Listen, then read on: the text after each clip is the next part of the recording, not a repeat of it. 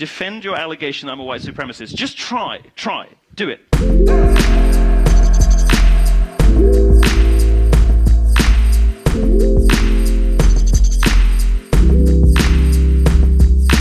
Racists hate me, but I'm a white supremacist.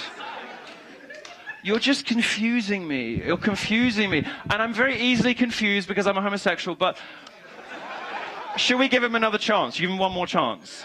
Okay. All right. Okay. One more try. I believe in you. I believe in you. I know you can do it. One more try. Justify your allegation. I didn't ask you if I was enabling white supremacists, which is just an equally idiotic allegation, but it's not the one you made. I'm asking you to justify your allegation that I'm a white supremacist. Please do so.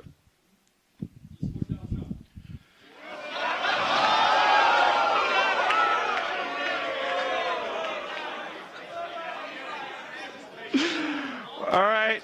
I think we've had enough. We've had enough fun at the expense of the disabled. Thank you very much. I'm sorry you're so stupid. Thank you very much, everybody. It's been wonderful.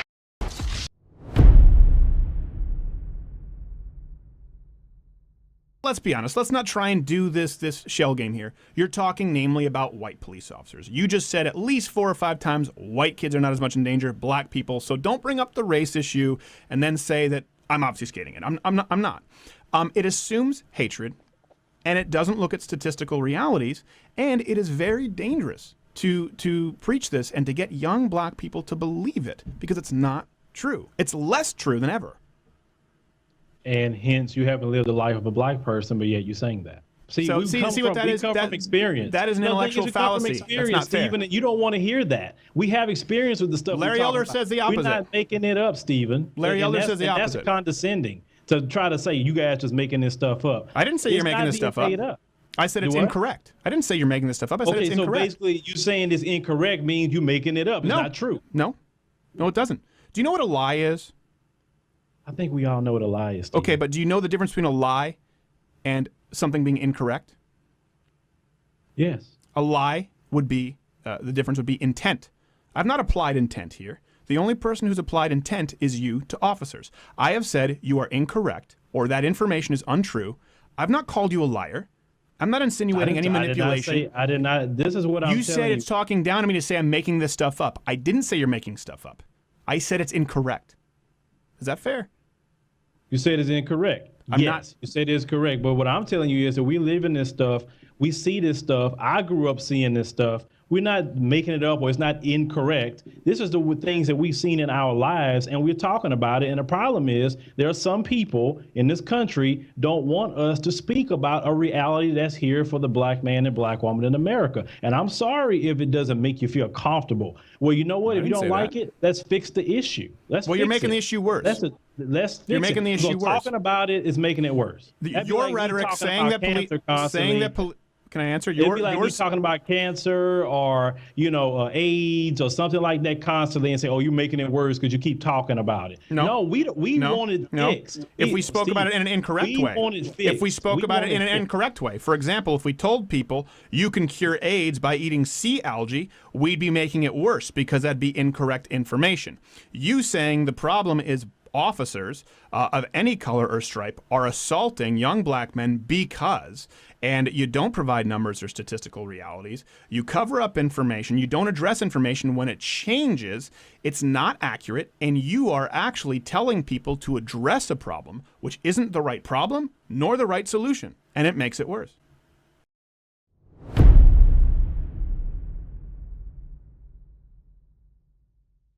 A Liz Winstead story from when I was an open micer that I'd like to share with you.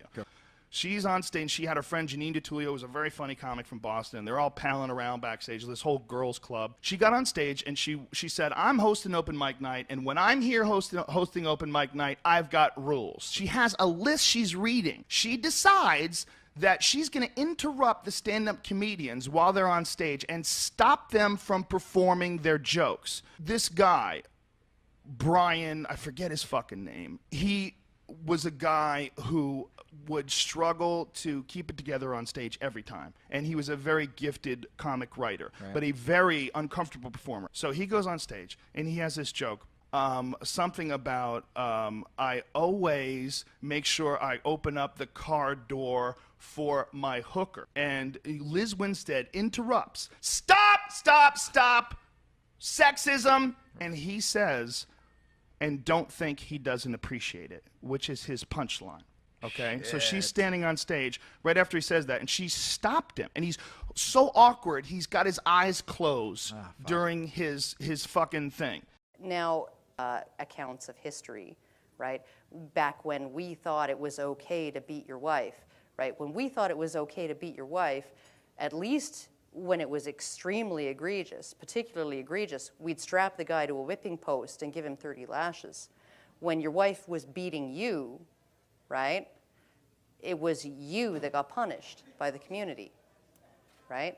So I don't know that feminism has a balanced perspective on any of these things. I really don't. From you, this is to the Amherst Bulletin, and you said, think about the groups who use the flag, from police officers to the U.S. Army. These are the forces on the ground that make oppression happen. Now, the obvious point is, obviously, if the police and the Army were to go away, sensitive college students like you would be eaten alive. You're for diversity, obviously. And yet, I bet there's virtually nobody on your campus who's openly supporting Donald Trump.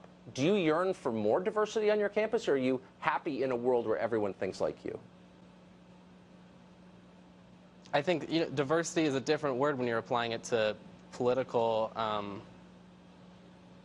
standpoints versus different aspects. Like, I can leave Hampshire College and go to UMass or Amherst College right next door and expose myself to different viewpoints. The point of Hampshire College isn't to create a model of our country and then simulate like political debate and whatnot. It's to figure out, well, what is most liberally collect, what is the most social justice academia. I don't want to live on this planet anymore. Teenagers, the reason that teenagers are not constituting a huge percentage of the people working at minimum wage is because they're all unemployed. The fact is that Washington State has an incredibly high teenage unemployment rate, and when it comes to the minimum wage in the state of Washington, as we all know, the state of Washington has the highest minimum wage in the nation. So there is a relationship with regard to teenagers. Look, in an ideal world, and I'm sure we'll get to this, I'm wondering what exactly the minimum wage should be. Why $15? Why not $35? Why not $55? Why not $100? If we are going to be ideologically consistent about all of this... Are you going to fight for a $50 minimum wage? I will fight right alongside you for $1,000 minimum wage, because I want to see leftist policies implemented in the city so that people actually recognize what impact they have.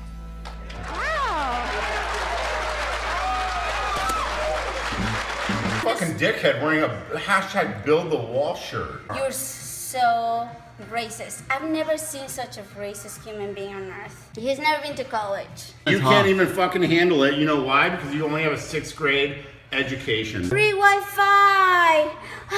What does free Wi-Fi look like? Okay, can you please leave me alone? I don't want to talk to you. Look at his shirt. Can you please just leave me alone? Build the wall because I'm Mexican and I'm more educated than he will ever be. Okay. He's never gotten laid in his life. Oh! The wall just got 10 feet higher.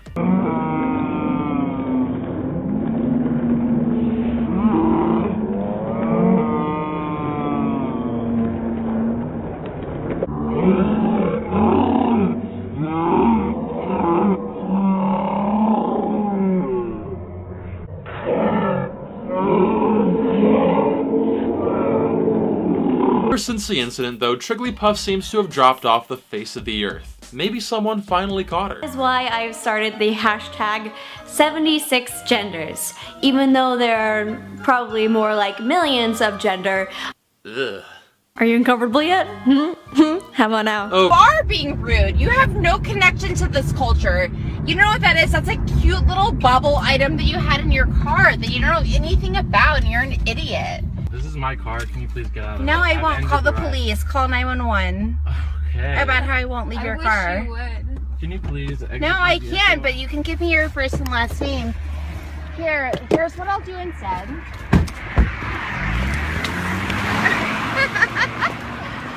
Holy shit.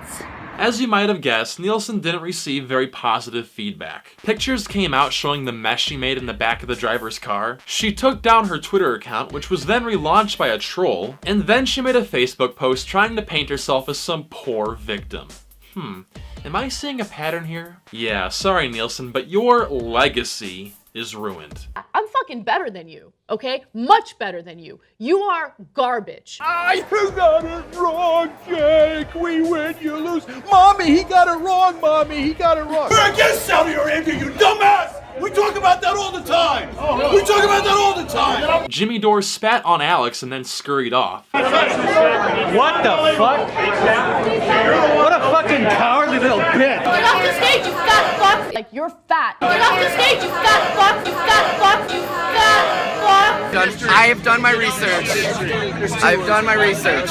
He wants to deport, yes! He wants to deport Mexicans. That's not a fucking issue compared to the black people that are gunned down every single day by police. The argument goes back and forth for a while until our hairline receding friend says this infamous line. You're fucking a white male! So? You're a white man! And thus, a meme was born. You're a fucking white male! White male! White male! You're a fucking white male! Yeah, fucking white males! Old-ass baby boomer pieces of shit! When asked how his mom feels about his music, Teeter says that his mother enjoys it very much and that it has helped the relationship grow. She loves it. She plays it in her car. She shows her coworkers. I'm sorry, I have to be honest. I can't stand it. Oh no, oh we should film it. Don't live with white people. They will never, ever wash they motherfucking dishes. They won't wash they motherfucking dishes. Would you date a trans person? Honestly? Think about it for a second. Okay, got your answer? Well, if you said no, I'm sorry, but that's pretty discriminatory. You are surrounded by your privilege, right? Take your privilege somewhere else, please. It's humongous. Humongous what? Humongous what? Humongous what? Is that sexual harassment? Is that what you just did when you said that to me? What, humongous? Why would you say that to me? Yes, but my name. Why would you say that to me? This person just sexually harassed me. You just abused a woman. You just abused a woman and you have the audacity, to say that girls matter? How dare you? Don't touch me. And interrupt women when they speak, just as you interrupt me now. We saw how those crimes went up. Stop. I'm going to have you removed. How the disgust Please have this and woman contempt removed, please. that you have towards the people Please has have her gone removed. up. We saw all of this. This And is don't touch me. disruptive personal attacks. Have her removed, please.